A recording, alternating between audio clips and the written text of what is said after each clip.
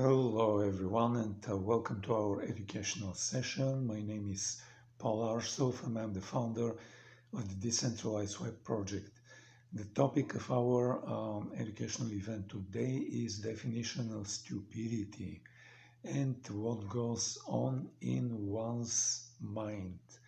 The topic touches on psychology and human behavior, and we will start with a case in the summer of 1996 where 8 climbers perished on the Mount Everest in a storm that swallowed their ambitions.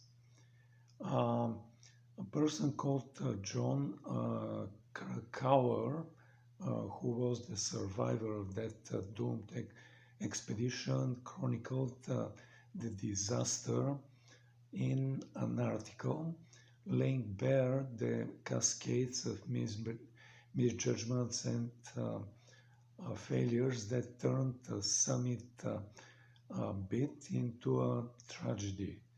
Years later, a scientist called David Krakauer, which has no relation to the original John Krakauer, offered a definition of stupidity that cuts to the marrow of such failures, using a rule where adding more data doesn't improve your chances of getting a problem right and might actually make it worse. On Everest, the climbers had weather reports, oxygen levels, and turnaround times. Plenty of data, yet clung to a flawed rule, which was keep climbing. More information didn't save them, it buried them deep. What Krakauer, namely the scientist, names stupidity, then a psychologist called Daniel Kahneman might call it a glitch into the mind's machinery. In his dual process theory, Kahneman splits human thoughts into two gears. System 1, which is the quicksilver instinct that leaps quickly to conclusions, and system 2, the plodding analysts that keeps second guessing and thus refining. Stupidity through this lens isn't ignorance, it is a blank slate actually waiting for wisdom. But a stubborn dance between these two systems going awry. In its system 1, locking into a rusty heuristic, while system 2, drowsily or distractedly, fails to yank the wheel. On Everest, the climbers' gut-driven rule, summit fever, overrides all, held fast for them, and the data piling up like darkening skies, faltering strength, only tightened their grip and resolve to go towards doom and disaster. This isn't just a mountaineer's tale. Stupidity, as Krakauer defines it, is the quiet architect of history's loudest collapses, personal, societal, and cosmic on scale. It's the investors doubling down on a sinking stock because it's bound to rebound. The general marching troops into a meat grinding like rapid fire because victory is near. The civilization burning coal as the planet chokes because growth trumps all. What unites these is not a lack of facts, but a refusal to bend the rules interpreting them. Kahneman framework reveals why. System 1 loves its shortcuts, rules of thumb forget in simpler times, while System 2 efforts gatekeeper often stays asleep at the switch and the push button to avert disaster. Consider the 2008 financial crisis. Bankers and regulators had reams of data like housing bubble warnings, default rates, leverage ratios, yet clung to System 1 heuristics. That market eventually self corrects itself. More data didn't clarify, it just calcified. Confirmation bias, that sly tenant of System 1, cherry-picked evidence to support and prop up the rule, while overconfidence swelled with every new report misread through the same cracked lens. System 2, the skeptic, was actually sidelined by greed, hubris, or sheer exhaustion. The result, a global reckoning that proved Krakauer, the scientist guy, point. Stupidity doesn't starve for lack of input, it actually feasts on it. But feast on cherry picked and confirming the bias data. Yet stupidity's shadow has a twin, which is namely intelligence. Krakauer contrasts his definition with its opposite, using a rule that allows you to solve complex problems with a simple, elegant solution. Here, in this case, System 1 and System 2 waltz in sync. Think of Einstein intuiting relativity from thought experience, which is System 1's spark, then grinding through a math to prove it, which is System 2's sweat. Or a doctor diagnosing a rare disease with a hunch, then confirming it with tests. Intelligence isn't the absence of rules, but their adaptability, heuristics that flex when data whisper change. On Everest, an intelligent rule might have been survival trumps summits. A few turned back that day, and they survived and they lived. Why, then, do we so often choose the rigid over the supple? Kahneman often offers clues.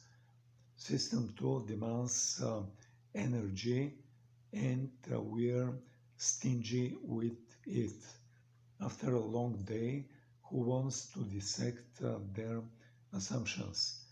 And emotional stakes like pride, fear, loyalty, and the flawed rule becomes a fortress.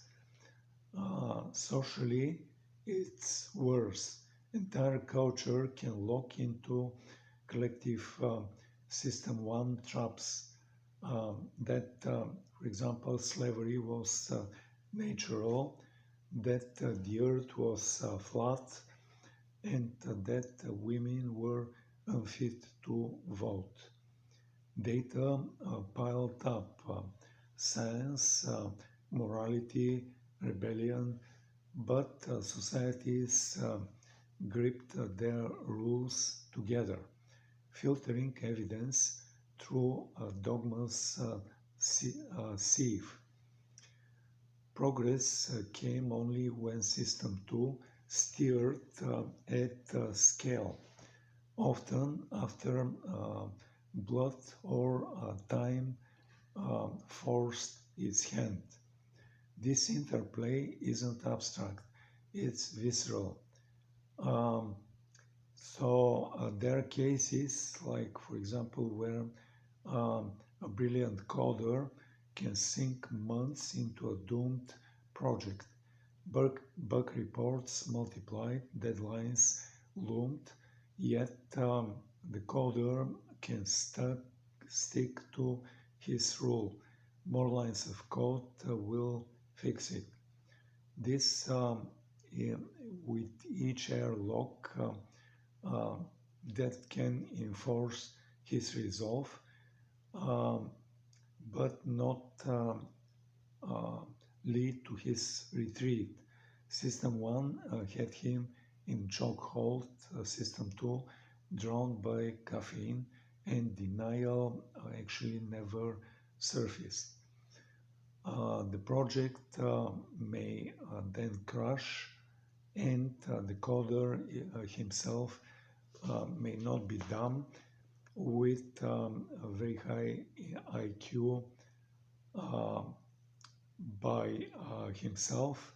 He was not actually stupid, but by Krakauer's measure, it was actually doomed and flawed.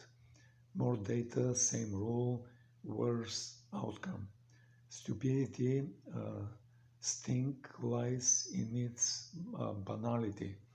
It's not the cartoon villain twirling a mustache. It's the everyday mind picking the wrong tool and swinging harder. Ignorance begs for a teacher. Stupidity resists one. And yet there is hope.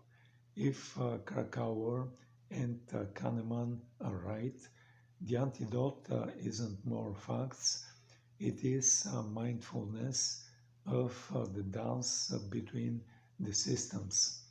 Train system once reflects to spot complexity, nudge system 2 awake when the stakes climb. On Everests or in boardrooms, in our skills, the thin edge between brilliance and blunder is choice. Cling to the rule or let the data reshape it actually. History bends under stupidity's weight, but it also rises on intelligence wings. The climbers who died weren't fools. They were humans just like every one of us, caught in a system clash, no one named until now. Krakauer's definition, paired with Kahneman's map, isn't just a diagnosis, it's actually a mirror. Look close, and the next step is ours to nudge avert disaster and go towards victory smartly. And with this said, I'm ending this presentation, and I'm coming back to this to the beginning of this presentation when I told you that my name is Paul Arsov and I'm the founder of the Decentralized Web Project. I'd like to tell you about this project and several other projects that we're working on. And first, the Decentralized Web Project builds decentralized communication and advertising platform. As I just said, it is monetized through advertising. The project has its own blockchain instance, which runs Ethereum software, and it rewards people becoming users on our platform. It also rewards users who invite other people to become new users on our platform with tokens, and it rewards users for viewing advertising, which on our platform is very permissive. The user has to start um, to request the start of viewing of advertising, and then they view very permissively one after another ads by clicking on a button to advance to the next screen. And with this said, I like to tell you that the meaning we put on decentralization in this specific project is different than the meaning put by blockchain technology.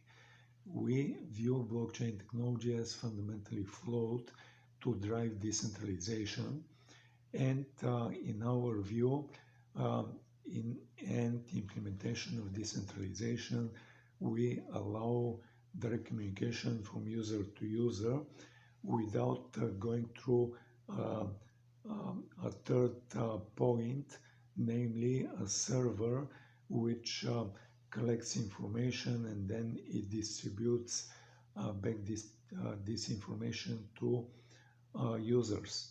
Once again, we only do direct communication from user to user without going through a third party, namely a server or a collection point for data. With this said, I like to tell you the name and the URL of this website of this project. It is decentralizedweb.org. Decentralized and web, these are two words. They're typed all together, and then there is dot and it ends with org.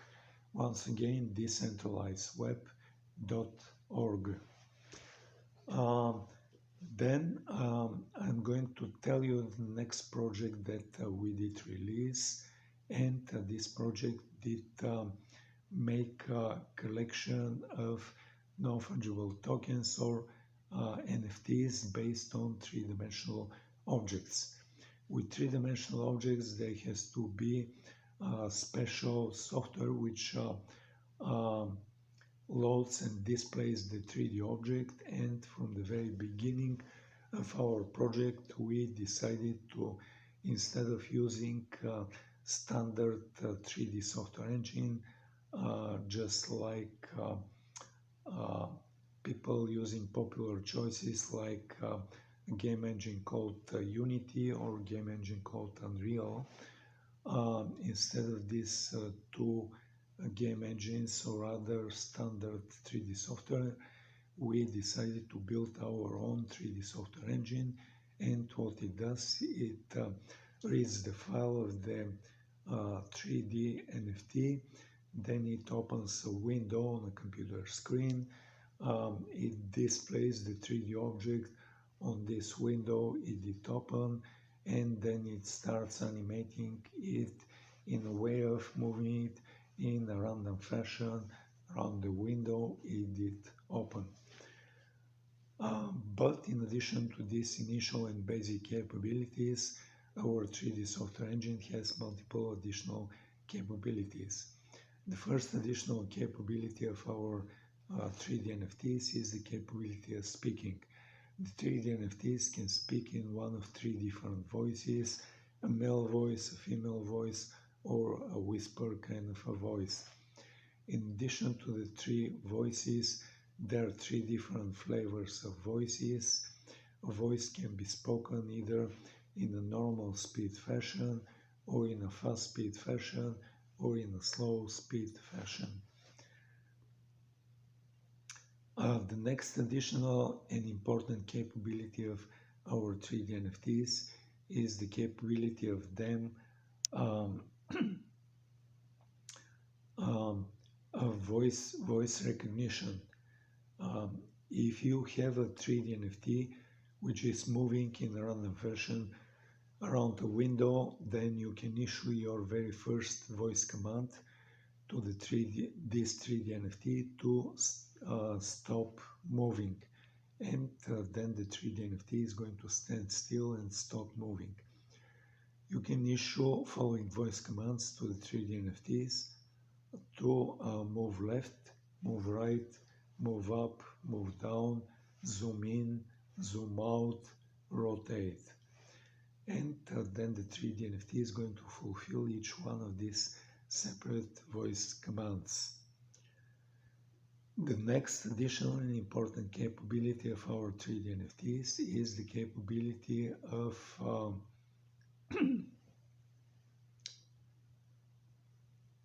them having a basic artificial intelligence. Wow, really wow. You can ask the 3D NFT, who are you?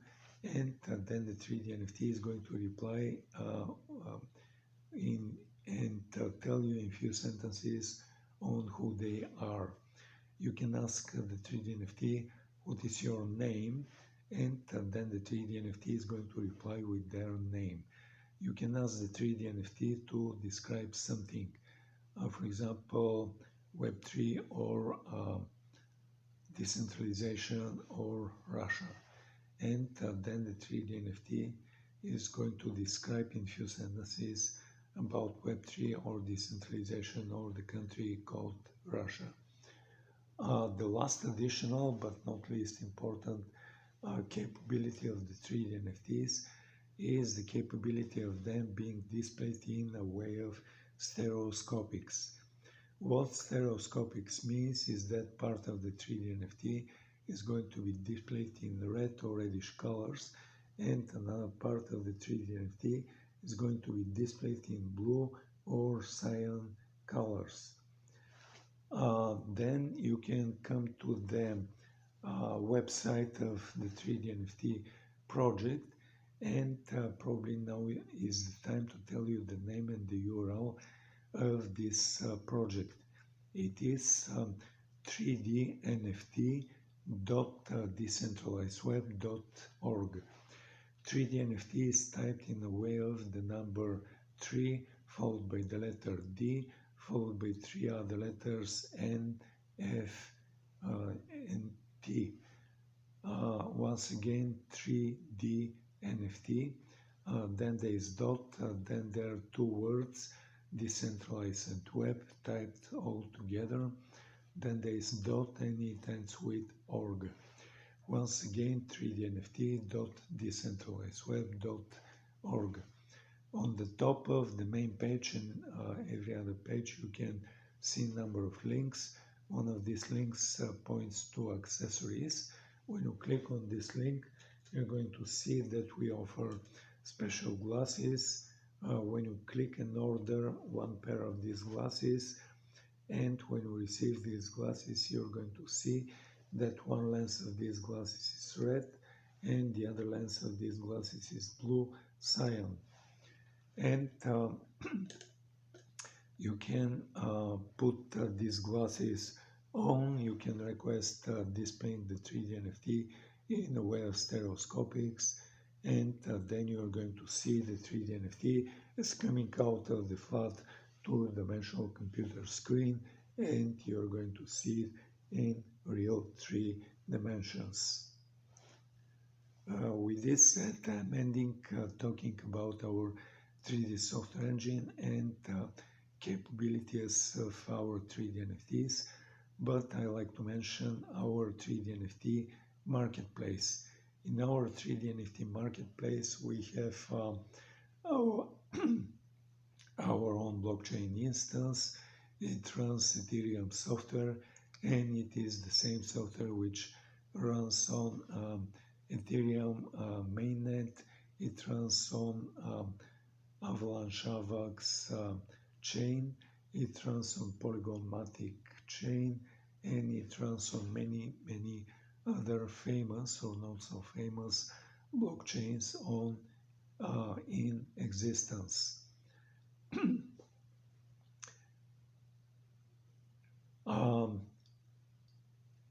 By having our own blockchain instance, then we do not charge our users to pay gas fees for deployments of the smart contracts from the non-fungible tokens, and we do not charge our users to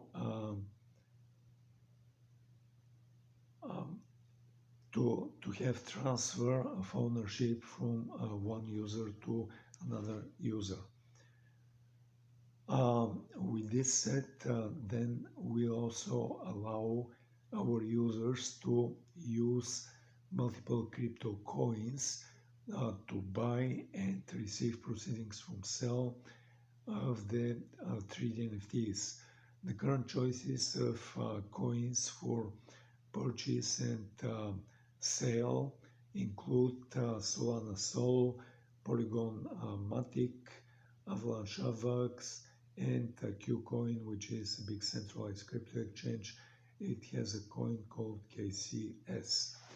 In addition to buy and sell in crypto with multiple crypto coins, we allow our users to buy and receive proceedings from sale done entirely in fiat currency. I can give an example. For example, if you're the user, you come to our 3D NFT marketplace, you browse through the collection of the 3D NFTs, and you choose one that you want to purchase. Then on the page of this individual 3D NFT, you're going to see a drop-down menu which is asking you to choose between 4 crypto coins and a 5th choice of paying with fiat currency. So when you select payment with fiat currency and click on the button to advance next, you're going to be presented with a screen which is asking you to put the number of your debit or credit card, expiration date, CVC, and when you click on the button to make the payment, what is going to happen is it is going to be conversion from your national fiat currency, which could be different from US dollars, and the payment is going to be converted to US dollars and deposited in our bank account. Then we are going to make a transaction and transfer of the initial ownership from our 3D NFT marketplace to you, and now you become user of this 3D NFT. You can play with this 3D NFT for a while, and then at some point you can decide to put this 3D NFT for sale. You decide on the price that you want to put this 3D NFT for sale, and let's say there's a second user coming to our 3D NFT marketplace. They browse through the collections, and they like in particular the 3D NFT that you put for sale. So what is going to happen is then they are going to go through the same steps of choosing between 4 crypto coins and a 5th choice of paying with fiat currency. So let's say they select payment with fiat currency. They click on the button to advance next. They are putting their number of debit or credit card, expiration date, CVC, and when you click on the button to make the payment, then their payment is going to be converted from their national fiat currency, which could be different from your national fiat currency and different than US dollars, and the payment is going to be converted to US dollars and deposited in our bank account. Then there is going to be a transaction and transfer of ownership from you to the second user, and now the second user becomes owner of this 3D NFT. Then uh, there is going to be a transaction and conversion um, and transfer conversion from US dollars to your national fiat currency, and the payment for the sale of this 3D NFT is going to be deposited in your national fiat currency in your bank account. With this said, I'm ending talking about this project, and I like to mention a third project that we're working on. In this third project, we making charging products for electric vehicles. Um, Currently, the number of electric vehicles is growing, and at some point it may be exponentially growing up, which makes the which makes actually difficult for the owners of this exponentially growing number of electric vehicles to charge their vehicles.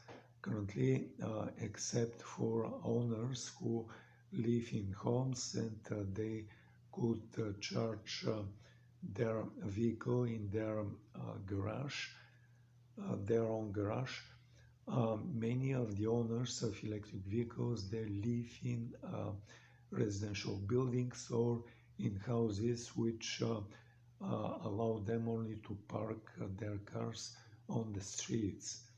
But currently, charging of these vehicles is handled by owners of electric vehicles going to charging stations where they come connect the electric cable to their electric vehicle, and they identify themselves to the charger by their debit or credit card.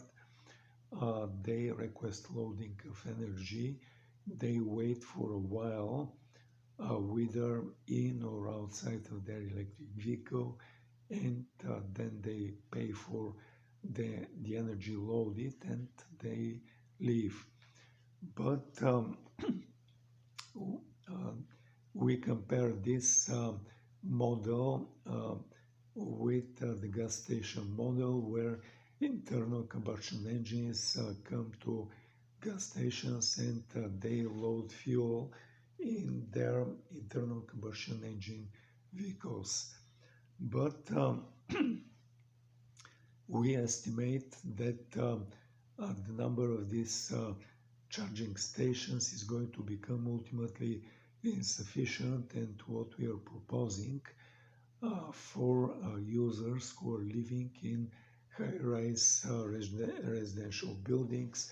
These high-rise residential buildings are outfitted with a ground floor parking lot or multiple underground floors of parking lots.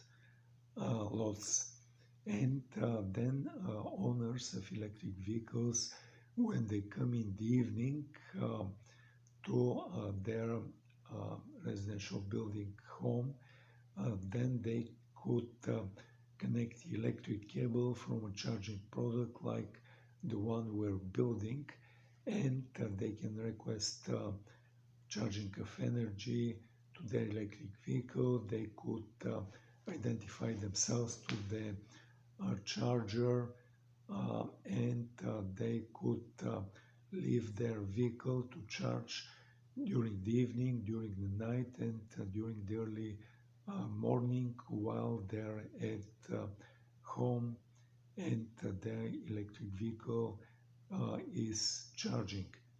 With this said, I like to mention that many of the owners of electric vehicles could be working in a high-rise office building, and in the same way this high-rise office building has a ground floor parking lot or multiple underground floors of parking lots, and it could be outfitted in the same way with charging products like the one we are building.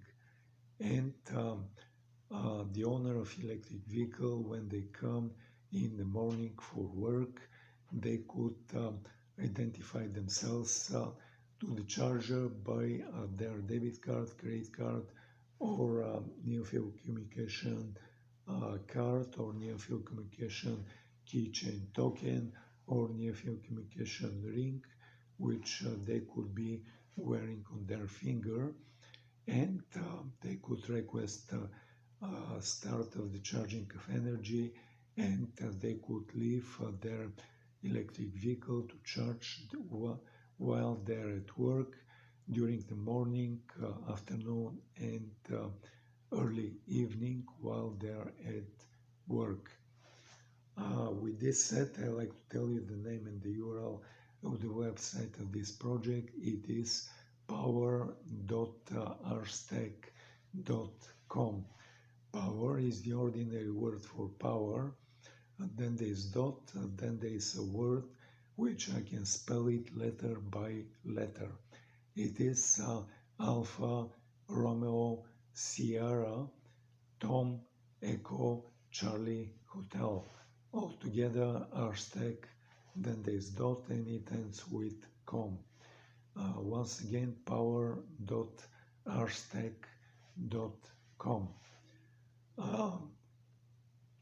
On the main page, you can see that we did put links to three different surveys.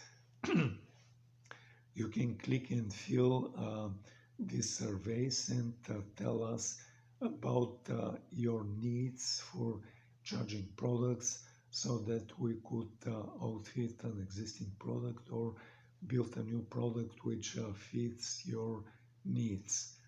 I like also to mention that we put a link to an article which compares like gas station model versus parking lot model, and this article describes in very big details about the product that we're building, its capabilities, its what it consists of, and what it could help with, like for example, help users measure the exact amount of energy that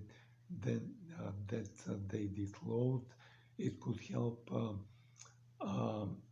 owners of, for example, office buildings or strata in residential buildings with the total energy consumed by the building, and it could help in electric utilities and transmission companies, electric distribution and transmission companies, with the amount of energy requested, and it could allow utilities to make a gradual increase of the energy instead of sudden and rapid in energy, which could lead to blackouts of certain buildings, neighborhoods, cities, or even regions of a country. With this said, I'm ending this talking about this third project. I'd like to mention a fourth project which built artificial intelligence agents, and currently there are two agents which communicate with each other, and you, the user, is putting gender for each of these two different artificial intelligence agents. You can also choose the voice for these artificial intelligence agents, which they could speak with and vocalize what they like they're thinking, and you can request the specific large language model for each of these separate artificial intelligence agents, and you can also specify the prompt for each of these artificial intelligence agents, and then you could start this transaction, and you are going just to observe interactions from one artificial intelligence agents to the other, going back and forth and feeding each other, and like answering to questions or um, statements of the first, and like feeding their answer to the other. With this said, I like to tell you that one example. For example, you can request the first artificial intelligence agents to have female gender, female voice, and you can choose a specific large language model for the first agent, and request put a prompt to this agent to be very seductive. And for the second agent, you can select a gender to have a male voice, to have male gender, male voice, and like select different large language model, and you can select it to be very angry. And then you could start this interaction and observe the first AI agent, female agent, trying to seduce the second AI agent, and the second AI agent responding in an angry fashion to the first agent. And you can observe this interaction going back and forth between the two agents.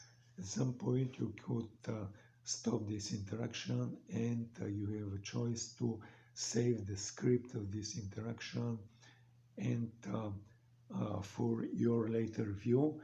And you can also share the parameters of this interaction with other users on our website, so other users could put these parameters of your interaction and have this interaction not exactly the same but similar, and not exactly the same because large language models have a thing against repetition, and they prefer to say something else every time they are requested to do or say or make something.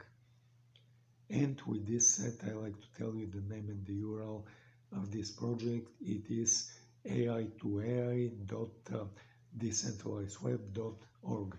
AI to AI is typed in a way of the letter A followed by the letter I followed by the number 2 followed by two other letters A and I, and it is typed all together AI to AI. Then there is dot, then there are two words, decentralized web, and then there is dot, and it ends with org. Once again, AI to AI dot decentralizedweb.org. With this said, I like to mention other projects that are not released and they are work in progress. One of these projects is building an automation agent which records interactions. Then the user is putting label to this interaction, and then when you say or type this label, then the automation agent is going to go through each of these steps and like make this sequence, and at the final step it is going to ask you to do whether it's a payment or some other action. It's going to ask you to confirm this action and complete this transaction bearing a single label.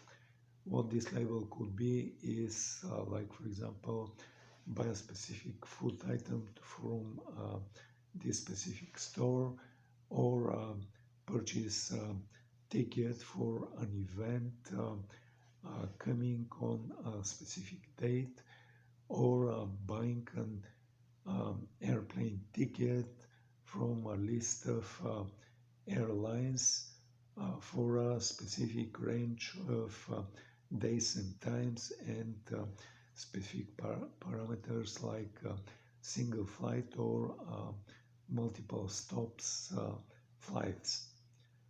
Another project that we're working on is